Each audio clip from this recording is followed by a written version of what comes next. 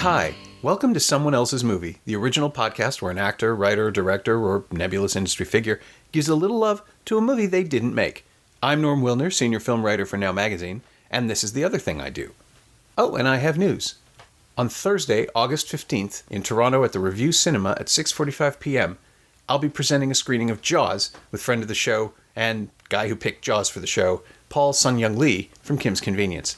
It's a birthday present to ourselves. It's going to be fun. It's going to be silly. It's going to be, an excuse to see Jaws in a movie theater with a bunch of people who really, really love Jaws. You should come.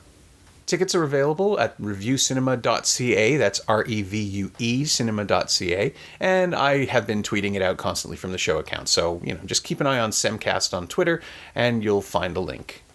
My guest this week is Kalina Bertin, a Montreal filmmaker who made a powerful personal debut with Manic, a 2017 documentary about her family's genetic history of mental illness and the story of her absent father who, it turns out, was a messianic cult leader when Kalina was a child.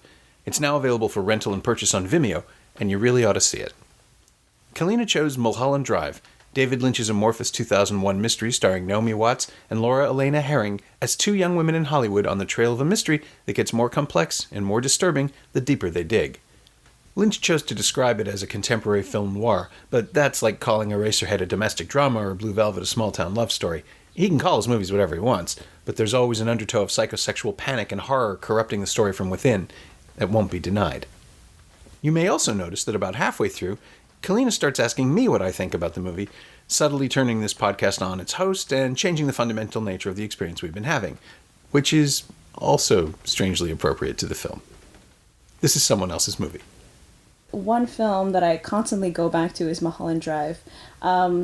It's just a film that really haunts you, and each time that you revisit it, based on what you've lived since you watched it last time, you're always unpacking new material and seeing it sort of through a different lens. But I've realized how much it's actually influenced my own filmmaking process. Mulholland Drive is an investigative process, very much like my film Manic was an investigative process, very personal. Sure. And I really had to reconcile, because Manic, was about my family and how what we were going through was so surreal. I had to reconcile playing with a narrative that wouldn't be too on the nose. So trying to explore almost like dreamlike sequences, which I realize, Mulholland Drive does very much. So, I think that's probably one of the main reason why I chose it. And, the thing that struck me when you suggested it was that, of course, Betty's whole mission in the film is to find someone else's identity and figure out who this woman is who's arrived, and you're sort of reconstructing your entire family's identity through archival material and your own history. Of course they connect. It's so clear in retrospect, but at the moment, in the moment when you were making Manic, were you thinking, boy, this could be a really David Lynchian thing? Because the feeling of your film is completely different. They're really not two movies I would line up together, except that they both start with M. Exactly. Yeah. No, it wasn't. It was completely unconscious, and it's really only this morning that I realized that connection. And however, I must say that in the sound design, when I was working with the sound designers, I had sent them clips of sequences of various David Lynch films, because the sound treatment in all of David Lynch films is so evocative and mysterious and eerie, and so that was a very clear reference. But I had never thought about, I'm going to do a Lynchian version, a Lynchian documentary. No, it wasn't a clear, conscious decision. But now I think I realize why Mulholland Drive just stuck with me so much. Yeah, because of all the themes that it tackles, identity, but then love. And also what I was thinking about was, when I first watched this film, I was dreaming of one day becoming a filmmaker. And when was that? When did you first see it? When did I first see Mulholland Drive? I was probably I was probably 18 or 19. Okay. And, I was at a place where I, grew up in a very dysfunctional family. My mom, she's a psychologist, so she did have some sort of, successful career. But I felt like there were so many things going against me in terms of realizing my goals. I felt somehow like socially a bit handicapped. And so I was wondering if I was going to be able to sort of overcome my fear and my social anxieties and become a filmmaker and do all this. So I don't know, when I saw Mulholland Drive and all of this concept of the shattered dreams, and the end is so dramatic, ends in suicide. I don't know, I just really connected with that and sort of that, so many people go through a process of, at some point thinking and dreaming that they'll be a filmmaker, or an actor, but not a lot of people make it. So, yeah, I think I was sort of haunted by all that, am I going to make it and am I not going to make it? But, yeah. Yeah. And if you saw it when you were 18 or 19, I'm assuming DVD, or did you see it theatrically? Because, the film, it's stunning in my brain to even think about the fact that this film is, almost 17 years old, that it was released in 2001, that it actually, and I've told this story on the podcast before, I was supposed to interview Lynch for it at TIFF on 9/11. The press junket was set for September 11th, 2001, and was derailed by everything that happened in New York. And we got to the Four Seasons where they were having the press day, and everybody in the press room, it was 8:45. I got there just in time to see the second plane hit on television on CNN, and we just watched the whole festival collapse. So Mulholland Drive will always be associated with that for me. And that I've still never interviewed Lynch, which just, thanks Osama. But the idea of this film aging, it hasn't aged. That's the thing that struck me. It is not, the clothes maybe a little bit, the suits are a bit loose, but it feels absolutely of the moment in a really timeless and strange way. And maybe that's the dream state, but you couldn't, if you saw it when you were 18 or 19, you couldn't have seen it when it opened. So how did you see it? When did you experience it? How did you find it? I think it was through a class that I was having, a film class that I was having in CEGEP in Montreal, and we're going to analyze the film, and so we had to watch it. My mother had us go see Elephant Man. I had seen Lost Highways, and I didn't like Lost Highways when I first saw it. Okay. My appreciation for that film really came after watching Mulholland Drive, because you can see seeds of Mulholland Drive in Lost Highways. But yeah, it was in the context of a class, and then we had read. It was amazing watching it, especially the first time, because you have to surrender to this film. Yes, there are some threads that you can follow in order to analyze it, and I think there is a sense of a strong structure, but not everything has answers, you know what I mean? Sure. Which I love so much. That's what real life is, We don't have answers to all of our questions, so you have to be in a state of surrendering. But yeah, it was really interesting to analyze it in the context of the class. We read an analysis from a psychiatrist who also was a film critic. Okay. So she used all of that, Freudian codes to sort of delve into it. Sure, and so it was kind of awesome to see somebody break it down and bring sense to it. But I think even if you don't go to the depths of the analysis, there's still so much that you can experience just by injecting your own subconscious and your own life in the film. Mm-hmm. And how often did you revisit it? Is it the kind of film you return to? I've probably seen Mulholland Drive over 10 times. Yeah, I've seen it. I've watched it a lot. Okay. Yeah, it's one of my go-to films because of it's so multi-layered. Yeah. Well, let me then push my button on this one, which is I'm one of the ones who prefers Lost Highway. Okay, interesting. I think it's more cinematic ultimately. It feels more of a consistent experience, and I think this was a period in Lynch's creative process where I think he was still trying to figure out how he worked best. He's a very intuitive filmmaker. He's always said that he just follows the image and goes where it leads him. But Mulholland Drive, I mean, it was pitched as a pilot for a television series. Yeah, ABC. And when they didn't take it, he added new material, reworked some of it, and it still feels very much, to me, like a reverse engineered project in a way that Lost Highway doesn't. I think Lost Highway has a flow, even though it is, bisected in much the same way. And I think when he realized he wasn't going to be able to use the material as television, he went back to the structure of Lost Highway and added that. And it works. It works really well. But I can never watch it without thinking, oh, this is probably something he figured out afterwards, and this is the thing before. The scene of the nightmare behind Winky's Diner, which is probably the single most nightmarish thing he's ever filmed. And I still can't imagine that being broadcast on television in 2000 and whenever, because it would have killed people. It's just so, it's completely bloodless. There's nothing horrific. There's no gore. There's no violence. It's just a thing that looms up, and it's probably just a homeless person in makeup.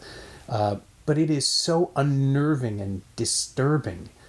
And it's great, but it never pays off. It's one of those things that's just free-floating anxiety.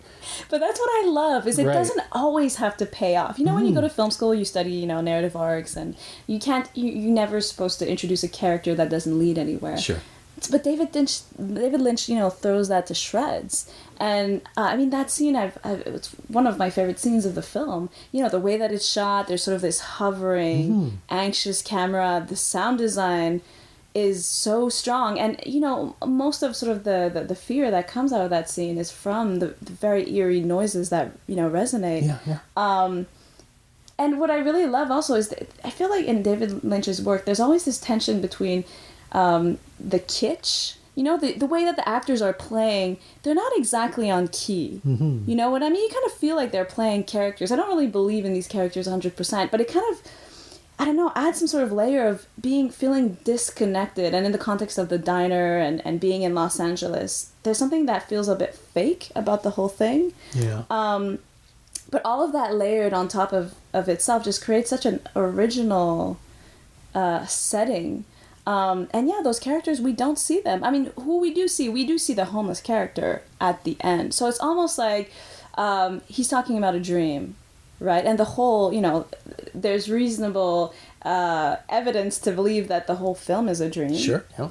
So that's still playing. It's not like it's completely out of context, within the film. He's talking about a dream. He's talking about this fear that's associated with this character. And then that character that he's building up and this whole emotional baggage that's associated with that character comes back at the end. Sure, yeah. So it's not completely unlinked, but I feel like he can get away with his very unconventional storytelling devices. Yeah, and it's true that Mulholland Drive starts with that, with the dancing sequence that makes no sense except emotionally. Yeah. Where it's just... And we forget that sequence, right? You have to see it more than once to understand what that dancing sequence actually means.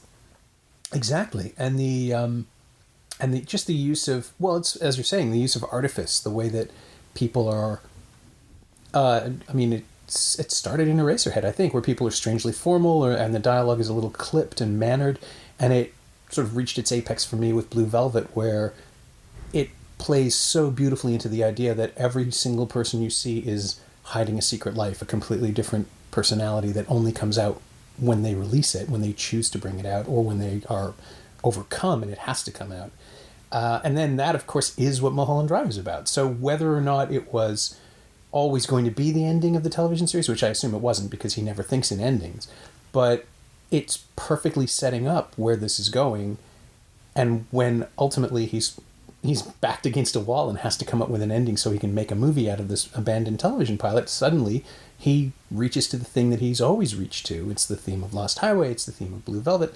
Even The Elephant Man ultimately is about a man who wishes he could be a different person in so many ways. And here we are, and it works, but it feels so risky when it happens in Mulholland Drive, because what he's doing is upending the past, 9,500 minutes of film to just completely say, oh, you know what? This is what's really going on, and you're never going to see half of these people again, and it's about a miserable, angry, desperate person breathing her last, essentially, and imagining a better world for herself. Spoilers, but it's such a I couldn't tell the first time I saw it. I couldn't tell if he was simply saying, this material's never coming back. I'm just going to throw it all away. Let me ask something. Let me ask you a question. When you first saw it, did you know the context that he had done this pilot for ABC and then he wanted to rescue sort of that material and made a film? Did you have that context? I don't think I did. I think they screened it for us. It was after Cannes. I believe it played Cannes. It didn't premiere in Toronto. They screened it for us early enough in the festival that I hadn't heard anything about it when I saw it. And then between that and when I was supposed to do the interviews, that's when all the information started to come in. So I think I could feel that it was... I think just because it followed Lost Highway so closely, it felt like the same bait and switch, which was weird. Because Lost Highway does a really interesting pivot, and in Mulholland Drive, the film simply stops and becomes a new film, which is fine. I mean, it works, but it was really jarring at the time. I remember thinking, oh, this is how you're solving this. That's weird. And then I found out that it was a retcon, essentially, that he retroactively reworked the material into this, and that makes much more sense to me. But it made me like Lost Highway more, simply by finding out more about Mulholland Drive. Not that I'm arguing that one is better or worse, it's just a personal preference. But as amazing and disturbing as the Winkies scene is, there's the scene in Lost Highway where Bill Pullman walks into a wall and simply disappears, and nothing happens. There's no release. There's no explosion, which I find so much more unnerving, because I was sitting in a tiny screening room with that movie locked around me and just unable to breathe for another half hour until I realized that I could relax. And then, of course, it just does the other things it does. Mulholland Drive, for all of its tension, it's about tension and release, because I think it's still on some level following an act structure that would have worked for TV in the first hour and a half. It's episodic in a way that Lost Highway isn't. And then the pivot into pure cinema is much more... I think people responded to it at the time because it was so much more unexpected that it completely changes modes and tones as well as narrative.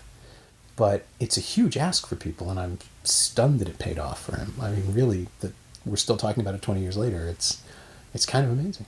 When it came out at Cannes, though, the critics were quite harsh, weren't they? Mm-hmm. I think people thought that... Well, I don't think the European critics got the specific commentary on American actors. And because Naomi Watts is Australian, that made it even more confusing, because she's amazing. It's just one of those things where I was stunned to find out years later that she wasn't even nominated for it. Lynch was nominated for Best Director, but she didn't get an actor nomination, which is just stunning. It is the performance of that year. What's wild also is that in an interview that I had seen with her, is she was ready to abandon acting because it really was not going well for her. But then finally she got the call and to do an interview for this film, and then she got it. But and so sort of her own personal, and I sometimes wonder if David Lynch sort of fished that out when he was talking with her. She was the perfect casting and almost had sort of the personal baggage to really represent this Betty character. Yeah. Oh, I'm sure that was on his mind. I mean, she's I think open enough in her process that she would have mentioned it, or he would have found out that she hadn't done very much. And yeah, she's a little too old for the role. Betty, I mean, not Naomi Watts. She's a little too old for this is the girl stuff. She's a woman, not a girl. She's clearly been trying for a while. And yeah, he finds that. But then, my God, that audition scene where Watts just, you think you're watching someone do a decent job, and then you see what else she's capable of. And I know the whole, the whole wisdom on watching an actor play multiple characters within a given film. And this isn't even before we see what Betty really is in the final movement of the movie. Is simply that, of course, actors can play different characters. But watching it happen on a dime is such an electric thing. You see it on Orphan Black all the time when Tatiana Maslany is acting against herself, and you're instantly confronted with range. But in the audition scene, you get to watch her entire body change shape. Her shoulders shift somehow. She physically contorts herself in a different way to play a temptress all of a sudden, and then goes back to being shy and retiring. And you just think, why have I only seen her in Tank Girl? Where has she been? This is an incredible screen presence, and she can turn it on and off, and it's so... I mean, it was breathtaking. and then for the film to just roll forward and then not be about her acting and be about something else, not be about Betty becoming a star or getting the show or getting the role and investigating a mystery instead. It's great, but I think that's the problem for a lot of people, is that, well, why aren't we watching this amazing thing again? Because that was my cocaine and I would like more cocaine, please. I want to see her do that all the time. Yeah. I think how I interpreted that scene is that would highlight the contradiction between the Betty in the dreamland, sure, yeah, and Betty in real life, which is her career is in decay and she can't find any, sustainable jobs. And so that was sort of to highlight the dichotomy between both worlds. She was so amazing and strong in the dream. And in the dream, she sort of takes the other character, what's the name of the other character? So there's Betty and there's Diane. She takes Diane under her wing.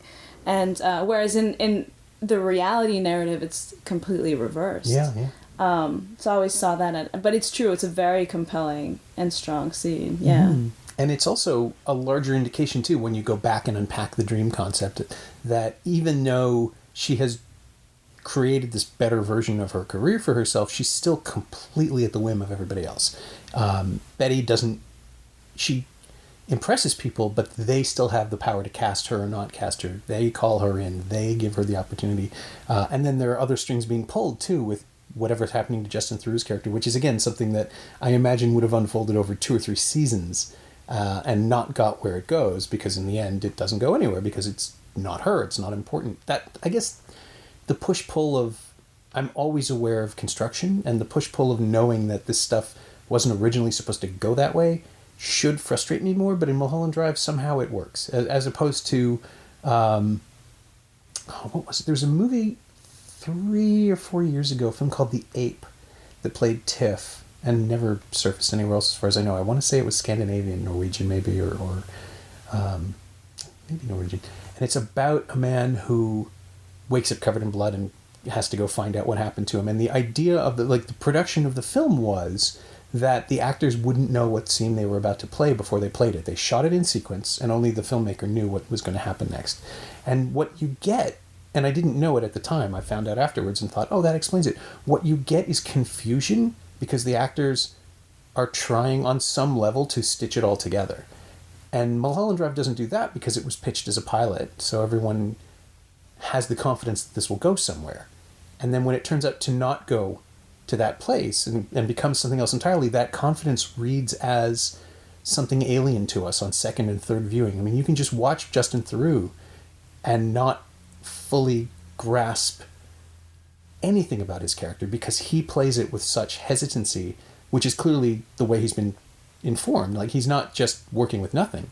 But the actors in The Ape were just flailing in this in a very similar way, but because Theroux is playing it in the context of this is going to go somewhere and I just have to wait and find out what it is, it reads for his character. And it works. And it also doesn't feel quite right in retrospect. I think I've just talked myself in a huge circle here, but that's what's so fascinating about the film is that, and about Lynch's approach to storytelling, I think he simply tells people that you'll figure it out when I figure it out, and it'll all be okay. And they respond to him, and less successfully in Inland Empire, just because that movie was, it's a series of attempts. It's a bunch of sketches that he throws together and knitted into a coherent whole over months and years.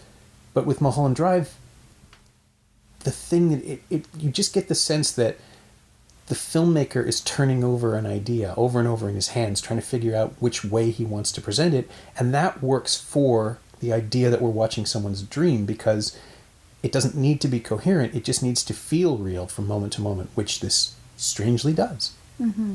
Mm-hmm. Yeah. Well, what I love about what you just said is making a documentary film feels very much like that. You go out and you're shooting an idea that you've constructed in your mind, mm-hmm. a hypothesis of where this is going to go, where this is going to lead.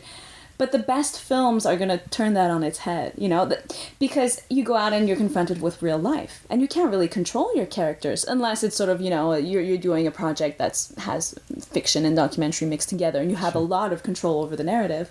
But the best ones are really going to kind of explode, and you're going to, you know, if you're able to adapt and follow this new narrative, follow this where the character is going to lead you, it'll make so much of a better film. So I love sort of that almost documentary quality of David Lynch being confronted with what the material that he had. Okay, now how do I save this film and bring it to the next level?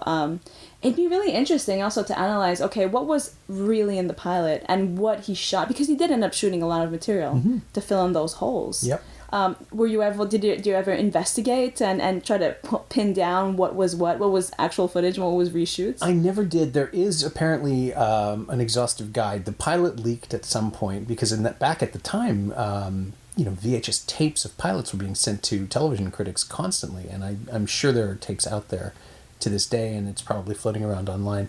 But after a certain point, I didn't want to know, right? I have my own suspicions, but on some level, I want to believe that it just arrived, that the whole thing existed as, you know, as a found object that he stumbled across when he was trying to figure out what to do with it. Oh, well, I'll come up with this reversal, and then everything else just filled itself in. I mean, I'm sure there's stuff in the first hour and a half that was added or expanded upon, but, you know, then there's the other stuff. There's Robert Forster's character, the detective, who shows up for one scene, is never seen again, and I just like the idea that Betty dreamed him, that all of these other unrelated characters are just floating around in her dream and maybe they represent something. Probably they don't, because they're extraneous, but it's fascinating. And the Winky scene too. I mean, she's not in it. There's no connection to her own life. So she's not in it, but remember the scene where they go and have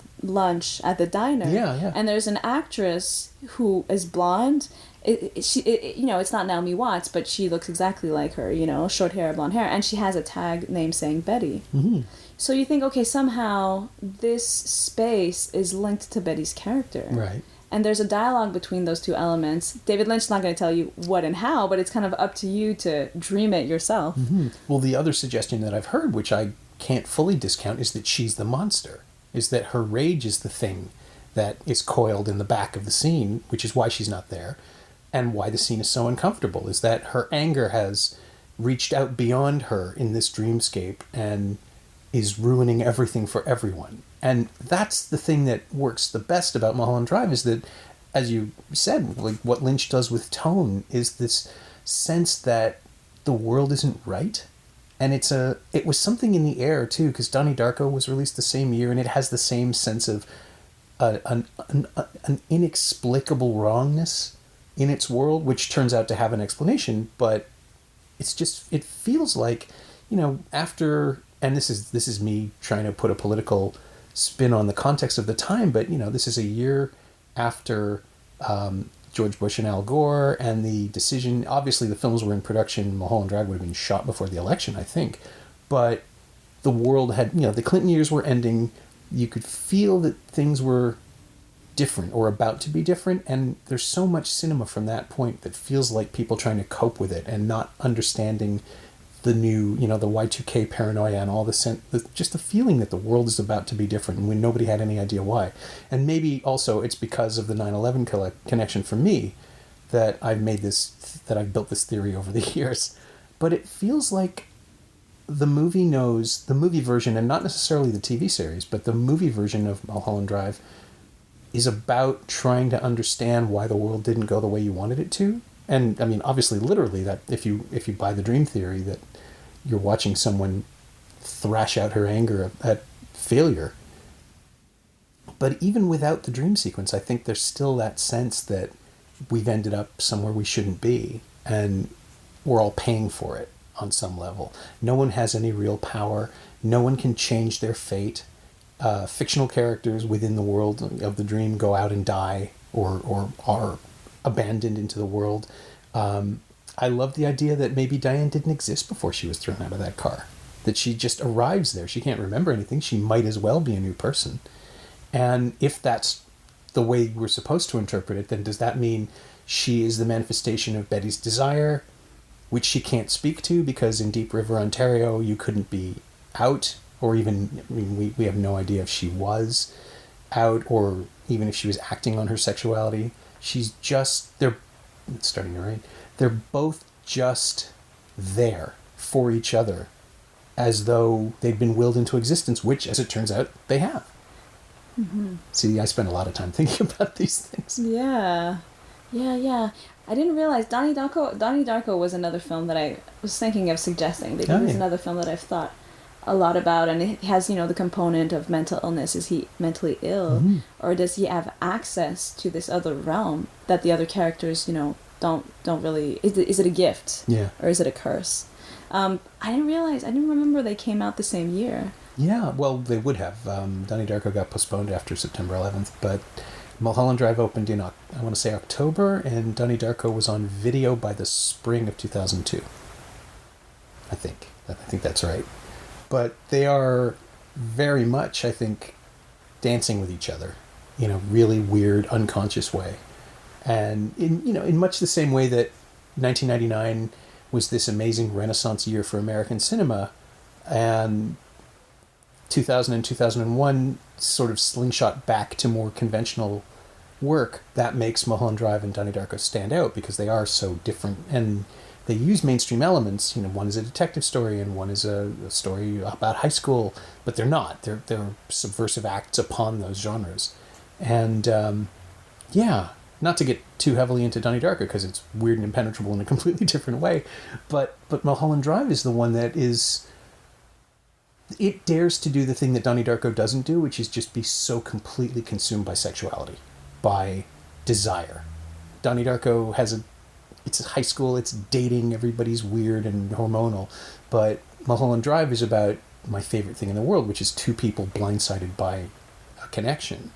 And watching those actors play that, and knowing now on second and third and fourth viewing that it's going somewhere that the television series never would have gone. Because in 2001, that was not going to happen. Yeah, those very intense, love scenes. Yeah. Would that have aired on TV? Oh, God, no. No. I'm sure those are reshoots. Yeah. Even before the fugue state. Yeah. It's that relationship. They were probably very close friends, and they were probably going to explore the friendship over a season or two. But, I mean, if you look at the way Twin Peaks dealt with sexuality, it's only 7 or 8 years later. There's no way that it would have ever gone where the film goes. But that's where Lynch's cinematic scope really kicks in, right? Because he's able to explore it. And there's an element that I'm coming really close to an element of dirty old man talk about how it's a genuinely powerful scene because of its explicitness, but it's not the nudity, it's the emotion, it's the feeling, right? Like they are naked to each other before they ever take their clothes off, and that's really powerful.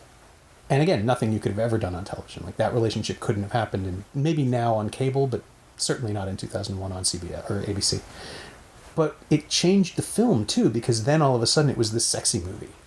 And coming out of TIFF, everyone was sort of tittering about it, and as always, the questions to the actors were, what was it like to do the love scene? And it's like, well, but can we talk about the acting? Because it's incredibly powerful. That moment where Betty says, have you done this before? And Rita says, I don't know. It's incredible. Like, it's amazingly powerful and vulnerable. And, I was uncomfortable during the love scene for the characters, because this movie that has not been about emotion really up until that point is suddenly just suffused in it.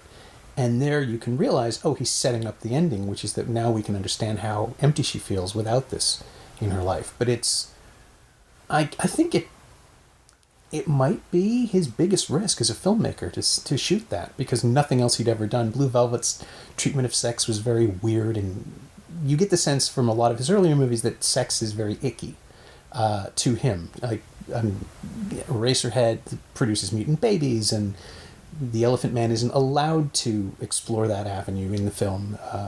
The film, not the character. It's just, it can't go there.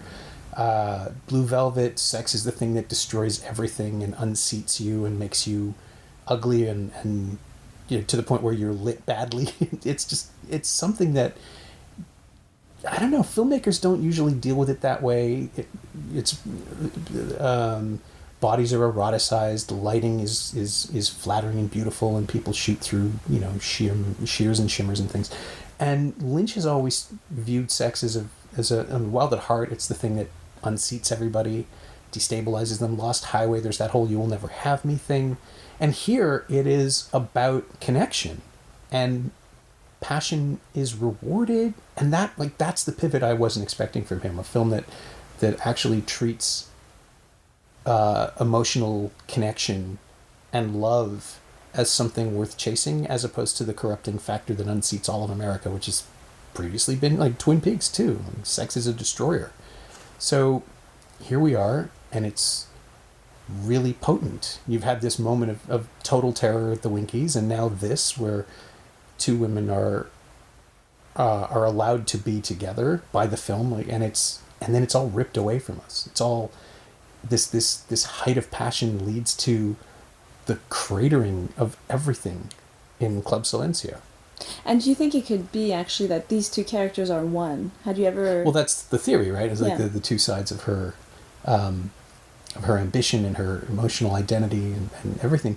I don't know, though, because in the end it turns out that they're not. I mean, if we take the last act as reality, there is a love relationship that's been broken up. So we're seeing the idealized version, but we're also seeing how unstable it is in retrospect, because the second it's challenged, her psyche shatters, and we're ousted into the real world. It's almost as though her memory of how good they were as a couple together, physically and emotionally, is enough to destroy her. Like, that's what happens, I guess. I assume, because again, it's all up for interpretation. But yeah, I mean, how did you interpret the ending or the relationships?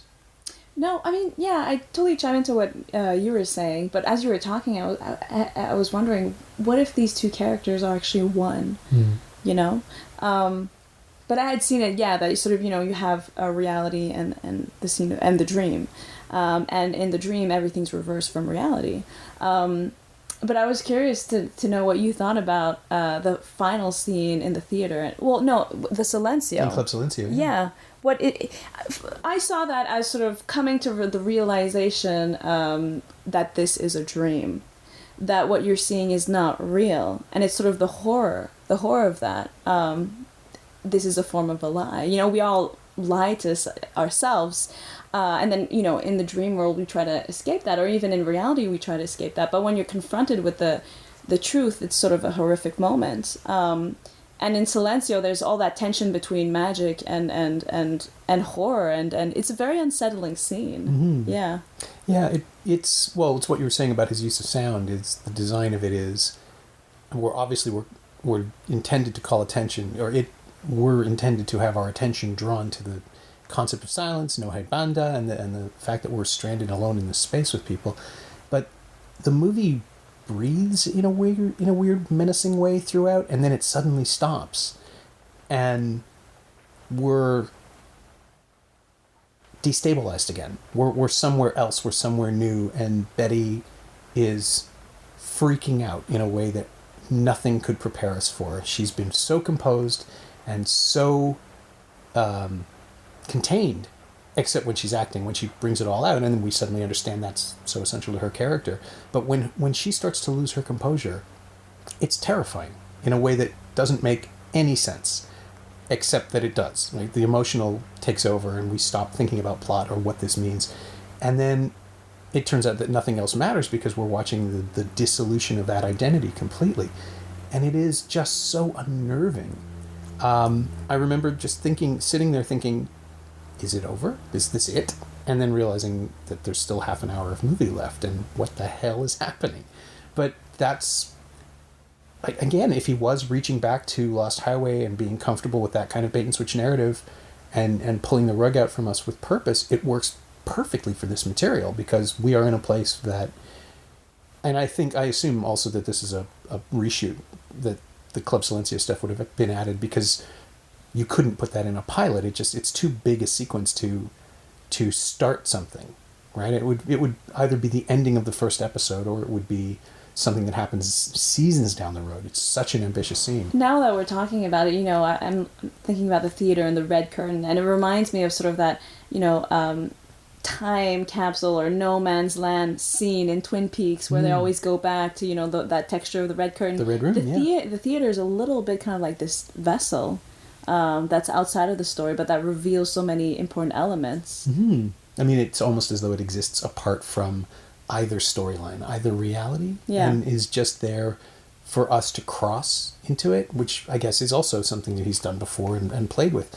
But if it was him just trying to figure out how to finish a film and how to make sense of a project, again, there's that argument that the unconscious decisions are the best ones, because it takes us somewhere we haven't been and strands us there for 5 or 6 minutes of just incredibly uncomfortable cinema, and then it bursts out into something else completely different, and we're left to make sense of it, which is how he works, right? I mean, I think so much of his process is simply showing people things and letting us figure out what they mean.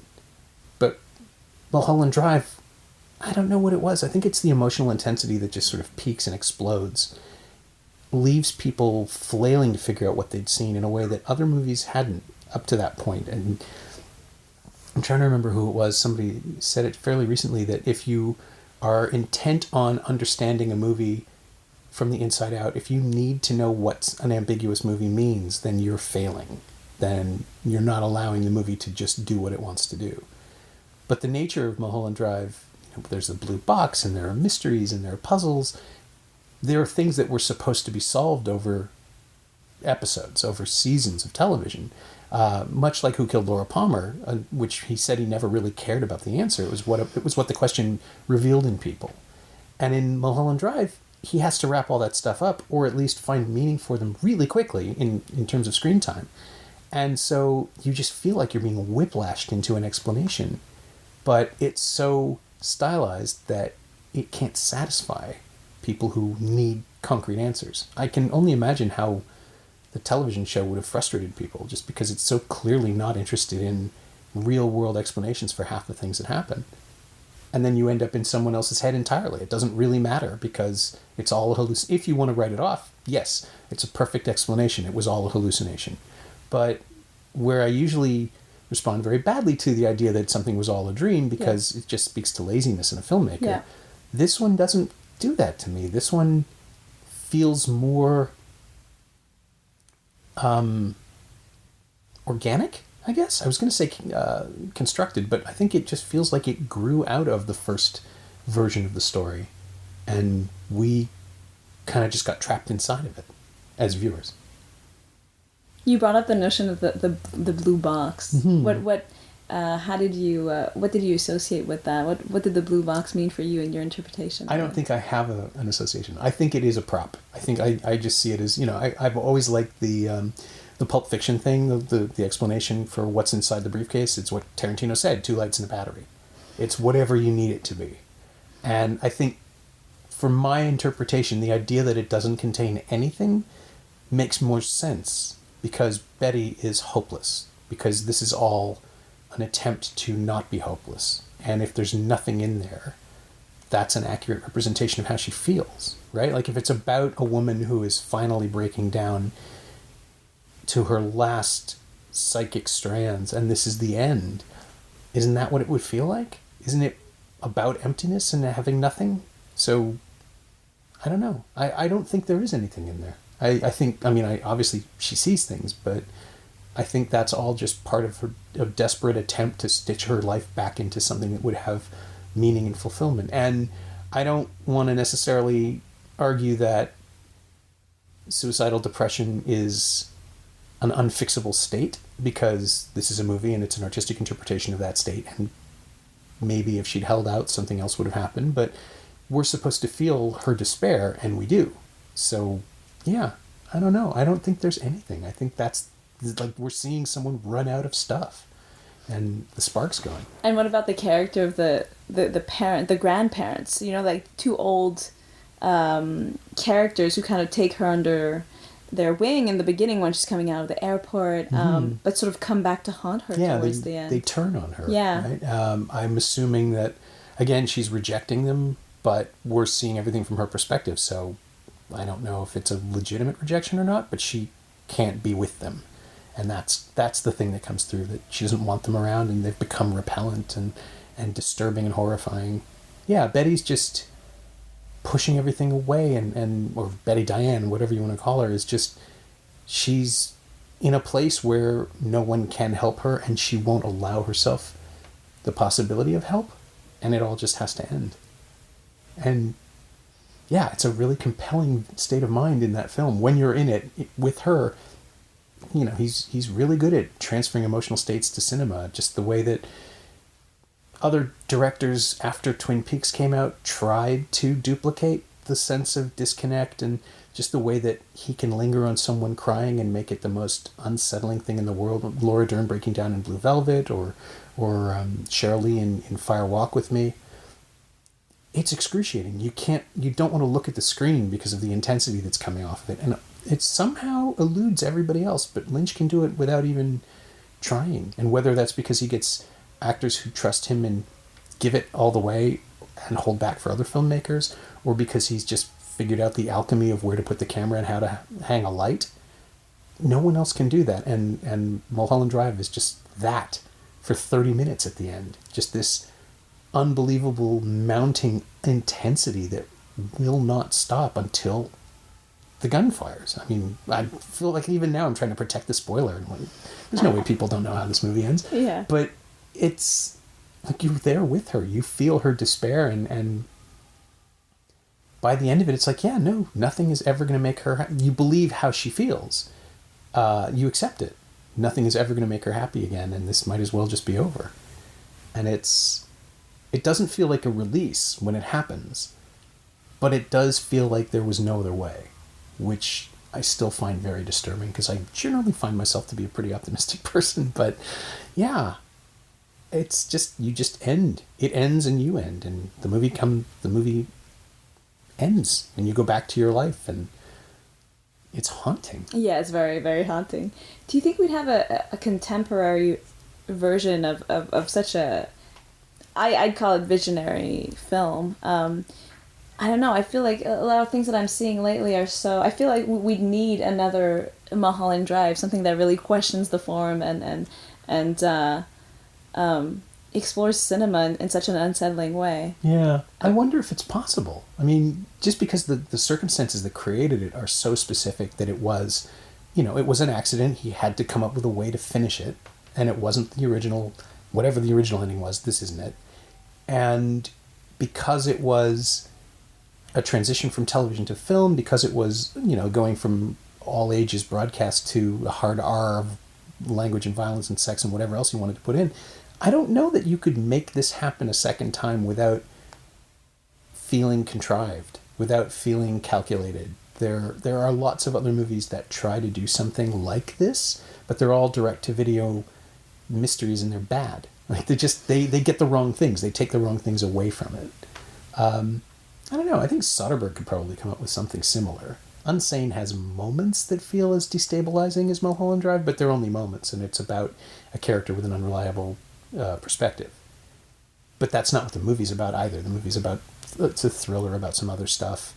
It doesn't really have the same connections to identity and the sort of the deep anxieties. I guess The Limey had a little bit of that Lynchian kind of creepiness or feel. And in the flashback structure? Yeah, what I had read was actually he had to completely the film that he set out to shoot was completely transformed through the edit. The Limey? Yeah. Yeah, I can see that. Yeah. Certainly, if you listen to the commentary track on the DVD, it's an argument between Soderbergh and the screenwriter Lem Dobbs over what the intended versions of the film were, and it's amazing. But The Limey predates Mulholland Drive, right? It was 1999. Yeah. So since then, I don't know that there is an equivalent. I mean, there's probably some... I want to say there's... maybe Lucretia Martel has come close. The Headless Woman sort of feels like a successor to Mulholland Drive, especially if you take a certain perspective on what the opening sequence means. And I'm not going to spoil that because I'm sure people haven't seen it and that would be mean. But I watched that in canon. I was kind of dissatisfied with it because it felt like it was leaning on so many other things. So I think now if you're going to make the equivalent of Mulholland Drive, it would have to be so different in its execution as to be unrecognizable. I don't know. Where would you even start? Would it be about culture? Would it be about Los Angeles? Would it be about the tropes of detective stories that he's playing with? Or would it have to be something so completely radically different that, yeah, it would be something else? I don't know. I am grateful that the series never happened, though, because we got Twin Peaks after. If he had done this series, would he have done Twin Peaks after? I mean, who knows, right? Yeah. That's definitely up for debate. But I'm definitely very, very grateful for this film. Yeah, and certainly what he does in the new series of Twin Peaks is influenced heavily by Mulholland Drive. Like the confidence that he got from pulling that off. The idea that he can just put images together and make people associate one with the other. A lot of Twin Peaks seem to be very dependent on that free-floating imagery. You know, like that black and white 8th episode is just... I mean, it's basically an essay film that kind of connects to the things that we've been watching, but it really doesn't. If you separate it out, it's a terrifying short film, or 45-minute, 50-minute short film. And yeah, that spoke to me of Mulholland Drive more than anything else. The idea that, yeah, I'm confident enough in my materials and my method that I can do this and it will work right in the middle of what's supposedly an otherwise conventional television series. I don't think Twin Peaks can ever be considered conventional at this point. So, yeah, this, roundabout way you've already sort of answered it, but this does bring me to the capper, the closing question, which is, what, if anything, of Mulholland Drive have you borrowed or used or referenced or stolen, absorbed into your own creative DNA? Oh, that's a good question.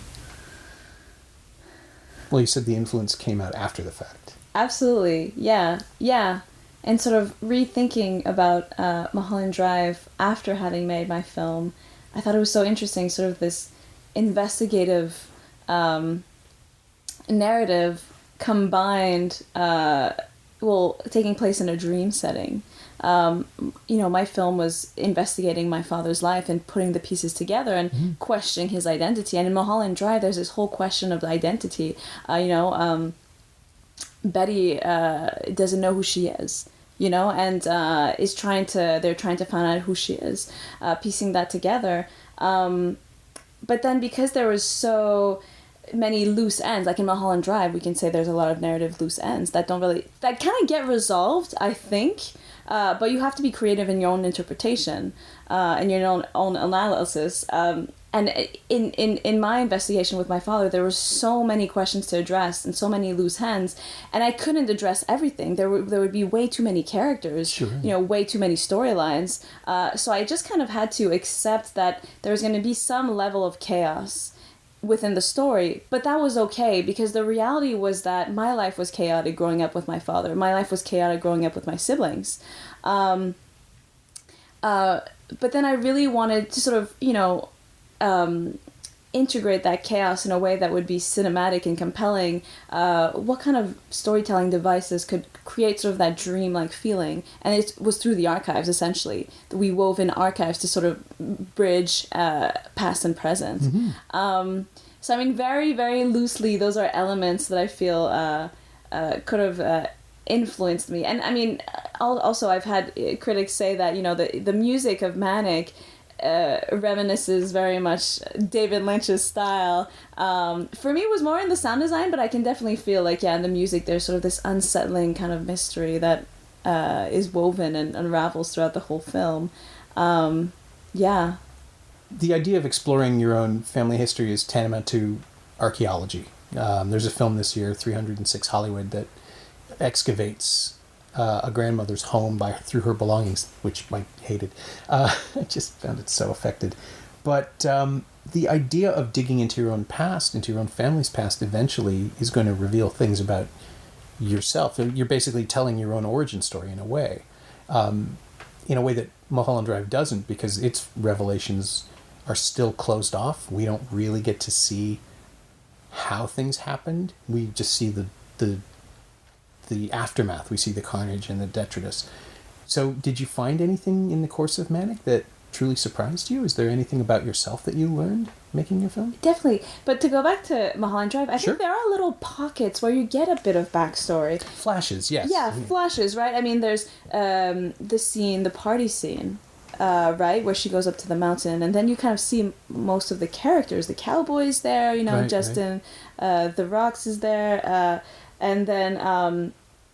so you kind of get a sense that you're understanding the past. And then there's that scene on the set, right, where the two characters are kissing and she's watching that, and it's kind of a horrific moment. Mm-hmm. But things that I've learned, I mean, it's interesting too, because when you look at the ending of Mulholland Drive, and it's so tragic, you know, ending in death and suicide. I mean, there were moments where I felt like the only way to get away from my own story was death. You know what I mean? Or a form of complete detachment. You know, it was either I was going to set out and on this journey and face head on these questions that were haunting our family and do this film, because that would be, you know, a device for me to confront that creatively. Or I was going to just completely burn the bridge between my family and I. And I decided I was going to attempt to make the film. And I'm glad I did that. And yeah, I learned so much about my father, about, you know, our own family. I discovered I had siblings. I set out to meet those siblings. But essentially I learned so much about myself, and it was like that film, like, completely destroyed me but rebuilt me. There was definitely like a rebirth process for myself in that film, and for my family, because the dialogue was completely broken between us. And it was when we sat down and watched a cut of the film that in the days that followed watching that cut and watching ourselves from outside and the story of the family being put out in a narrative arc, we started having discussions that we had never had before and connecting in a way we had never connected before. So yeah, and essentially for me it was being able to sort of separate my father's life and the impacts of his decisions and mine. There was a point where I felt like, you know, the question, like, my father was, you know, if my father was a monster, does that make me a monster? Am I responsible for the damage that my father had perpetrated in so many people's lives? And when I was going out and interviewing people who knew my father, I felt like I needed to apologize, but the people were so loving and so grateful that they got a chance to tell their own story. I realized that that was not my burden, you know, and I could really accept that my father lived his life, and now I could learn from his life and make sure I'd never fall into his steps, but I could have my own life now and be my own person. Yeah, it's such a strange thing, this idea of succession, that we bear the faults of our parents. I mean, they raise us or they don't, but there's always that place where you have to become your own person. And it certainly felt like your film is you reckoning with that and wrestling with it, even to the point where you come out the other side, as you say, just destroyed and recreated. So good. I mean, do you feel better for having done it? Have you come through the other side? Absolutely. I mean, I used to wake up and every day I'd have questions about my father. I'd think about him. Just looking in the mirror, I'd see my father, because I look so much more like my father than I look like my mom. But it was so funny. After the film came out and sharing it with an audience, I don't think about my father anymore. I really don't, unless I have to talk about the film. But I think about him in another way. I think about him sort of as a character who played kind of a bizarre role in the theater of our lives, you know? But like, he doesn't have that... presence, maybe? Well, in French we'd say emprise. Like, he doesn't have that hold on me anymore, and I don't feel that burden anymore. Yeah, well, it sounds like by making the movie you've quantified him into a way that you can set aside, right? Like, he's in the DVD case of the film on the shelf. He's been remanded somehow into that custody. So you, in a way, you have Dianed him. You made him a figure within a larger story that you controlled. Yeah, absolutely. And I think being in the editing room and trying to, you know, organize the chaotic narrative, that was truly therapeutic. And I felt like for once I was no longer a victim to my story, but, you know, I was the storyteller. I was in control. that. And obviously, there's a lot of ethical responsibilities that comes with that control. You have to make sure that it's respectful for everybody involved, which I consulted a lot of people in the process. But I could really sort of reclaim that power. Yeah, and that was very powerful. Yeah, cinema therapy. Yeah, definitely. Yeah. And I think, that could be dangerous. Some people could, use the camera for therapy and maybe it could end up being a film that's not compelling for an audience. Yeah, I've seen a few of those. Yeah. So it's tricky. There's a very fine line, That's why also I didn't want to just make this film completely on my own, close off from the world. I decided to work with a team of people who could sort of help me and advise me. So that was a good move, I think. Yeah. I'm sure. My thanks to Kalina Bertin, whose powerful personal documentary Manic is available for rental and purchase right now at vimeo.com/ondemand/manic. It's a really strong debut and you should check it out. Thanks also to Sophie Rumvari. She knows what she did. You can find Kalina on Twitter at Kalina Bertin, all one word, and you can find Mulholland Drive on Blu-ray and DVD in a fine special edition from the Criterion Collection. It's also available in the US for rental on iTunes and purchase on Amazon, but you should get the Criterion edition. Trust me on this. As always, you can find me on Twitter at Norm Wilner and elsewhere on the internet at nowtoronto.com. You can also find this podcast on Twitter at Semcast, S-E-M-Cast, and on the web at someoneelsesmovie.com. If you feel like leaving a review on Apple Podcasts or Google Podcasts or wherever you've been enjoying the show, that would be greatly appreciated. Every little bit helps, it truly does. And check out the other shows on the Frequency Podcast Network. They're great. Thanks for your support, and thanks for listening. And come down to see Jaws with me and Paul's son Young Lee Thursday, August 15th at 6:45 p.m. at the Revue Cinema in Toronto. Ticket link is at revuecinema.ca, that's R-E-V-U-E cinema.ca, or you can just follow Semcast on Twitter, where I'm going to be tweeting about it constantly. It'll be great. It's Jaws. It's fantastic. See you there.